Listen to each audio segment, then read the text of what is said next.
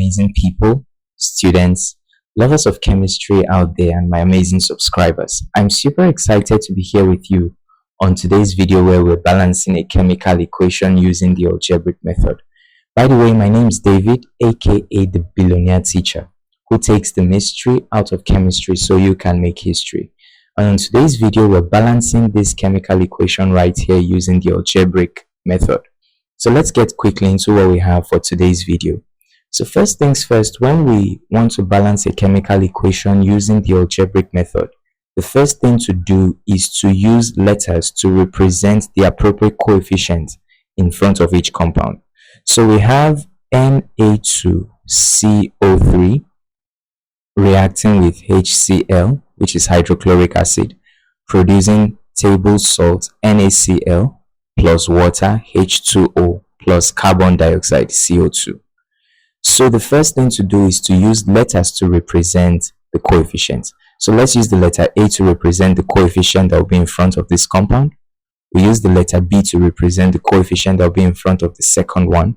We use the letter C to represent the coefficient that will be in front of the third compound. We use the letter D to represent the coefficient that will be in front of H2O. And then finally, we use the letter E to represent the coefficient that will be in front of CO2. Now that we have done that, the next thing to do is to form equations for each component of this reaction. Now, here is what I mean. We have the first element, which is sodium, Na. On the left-hand side, you can see sodium is located over here. Sodium has a subscript of 2. And then the coefficient that holds on to sodium is the letter A. So that tells us that the number of atoms for sodium on the left-hand side will be 2, which is the subscript, multiplied by A, which is the coefficient. So that is equal to 2A on the left-hand side. On the right-hand side, you can see sodium over here. It has a subscript of 1, even though that one is not shown physically. And the coefficient is the letter C. So the number of atoms of sodium will be C multiplied by 1, which is equal to C. And according to the law of conservation of mass, the left-hand side must be equal to the right-hand side when you're balancing a chemical equation. So that simply tells us that for sodium, the left-hand side, which is 2A, must be equal to the right-hand side, which is C. This is the first equation. I'm sure you saw how we carried that out. The next element we have is carbon, the letter C. On the left-hand side, you can see carbon is located over here. It has a subscript of 1, even though it is not shown. And the coefficient that holds on to it is this letter A, because it affects the entire compound. So the number of atoms of carbon will be given by A multiplied by 1, which is equal to A for the left-hand side. For the right-hand side, you can see carbon is identified over here. It has a subscript of 1, even though it is not identified, and the coefficient is the letter E. So the number of atoms of carbon on the right-hand side is E multiplied by 1. That gives us E. So for the left-hand side, which is equal to A, it must be equal to the right-hand side, which is E. This is the second equation. I'm sure you're following every step of what's being carried out here. The third element that we have is oxygen. You can see oxygen over here.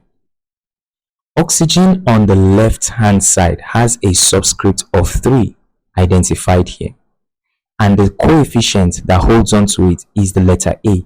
So for the left-hand side, the number of atoms of oxygen will be A, which is the coefficient, multiplied by 3, which is the subscript. So we have 3A. On the right-hand side, oxygen appears twice. For the first appearance, you can see oxygen over here. It has a subscript of 1, even though that one is not identified. And the coefficient is represented by the letter D. So the number of atoms for oxygen in the first appearance on the right side is D multiplied by 1, which is equal to D. Now do not forget, oxygen also appears here with a subscript of 2 and the coefficient of the letter E. So the number of atoms for the second appearance of oxygen will be given by 2 multiplied by E, which is equal to 2E. So for the right-hand side, altogether we have D plus 2E. And the left-hand side is 3A. So for oxygen, we have 3A is equal to D plus 2E. This is the third equation. And then the fourth element that we have is hydrogen. You can see hydrogen appears over here with a subscript of 1 and a coefficient of B. So for hydrogen, on the left hand side, the number of atoms of hydrogen will be given by B multiplied by 1, which is equal to B. On the right hand side, you can see hydrogen appears here with a subscript of 2 and a coefficient of D. So the number of hydrogen atoms on the right hand side will be given by the coefficient D multiplied by the subscript, which is 2. That gives us 2D. So equating the left and the right hand side, for hydrogen, B will be equal to 2D. This is the fourth equation. And then finally, we have the last element, which is chlorine. You can see chlorine appears over here with a subscript of 1 and a coefficient of the letter B. So for chlorine Cl, the left hand side is given by B multiplied by 1, which is equal to B. And then the right hand side, you can see chlorine appears over here. So chlorine has a subscript of 1, even though it's not identified, and a coefficient of the letter C. So the number of atoms of chlorine on the right hand side is given by C multiplied by 1, which is equal to C. So the final equation, the left hand side is B, and then the right hand side is C. B is equal to C. This is our fifth equation. So let's write out each and every of the equations step by step. At this point, we have all our 5 equations written down. The next thing to do is to assume a small whole number for any of the letters. We have the letter A to the letter E. So we can pick any single one of them, A, B, C, or E, and assign a small whole number to represent it. So let's pick the letter A, for example. And let's assume or assign the number 2 to the letter A. So that means anywhere we see the letter A, we put the number 2. So doing that, the first equation is 2A is equal to C. Now remember, we're representing A with the number 2. So therefore, this equation now becomes 2 multiplied by 2 is equal to C. Therefore, C will be equal to 4. So we have A to be equal to 2, and we've calculated C to be equal to 4.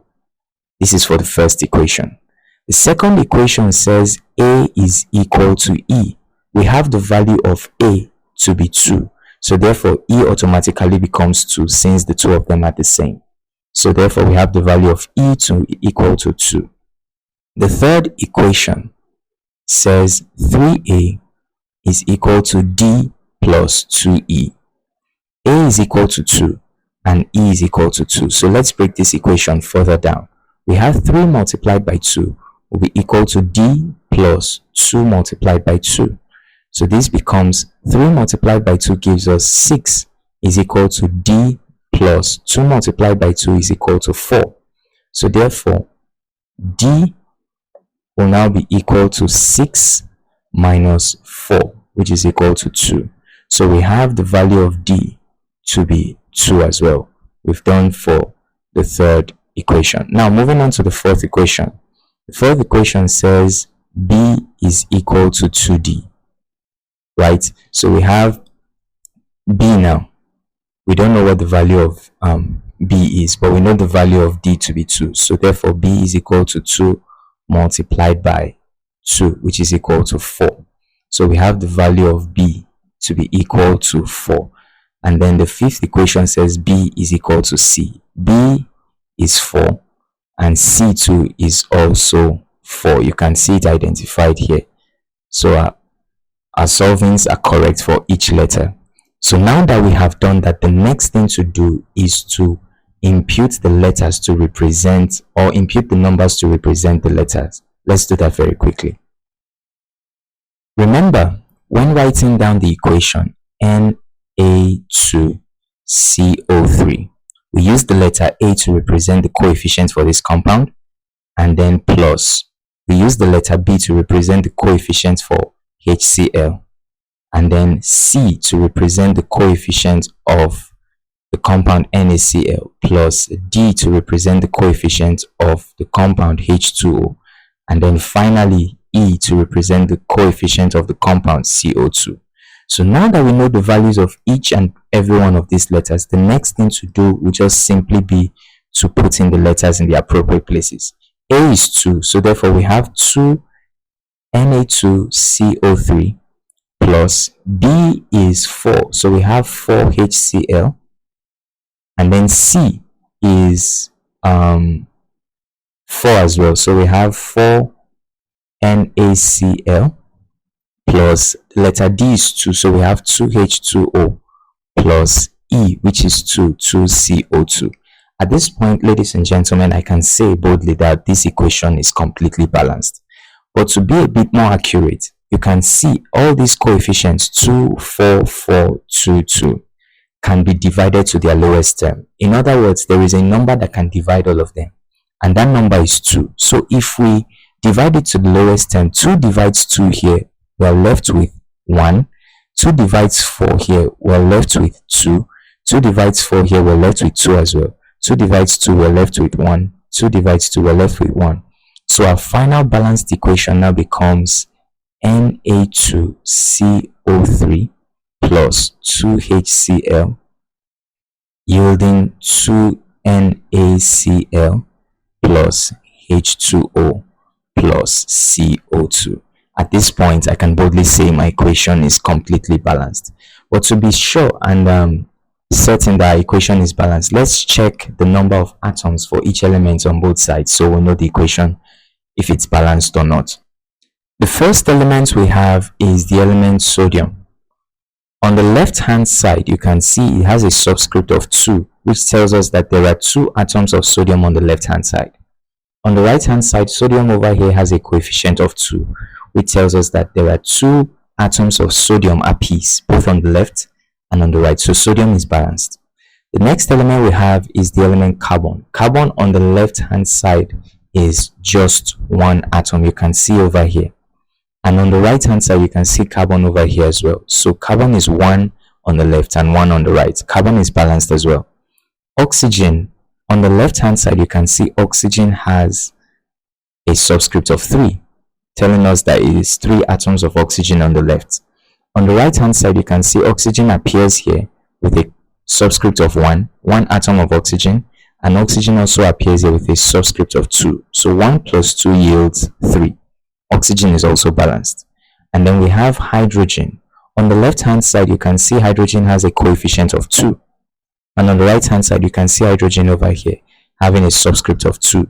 So we have 2 atoms of hydrogen on both sides. Hydrogen is balanced as well. And then finally, we have chlorine. On the left hand side, chlorine has a subscript of 1. So that tells us that chlorine has 1 atom here, and remember it has a coefficient of 2 because these 2 also affects the element chlorine in this compound. So we have 2 atoms of chlorine on the left.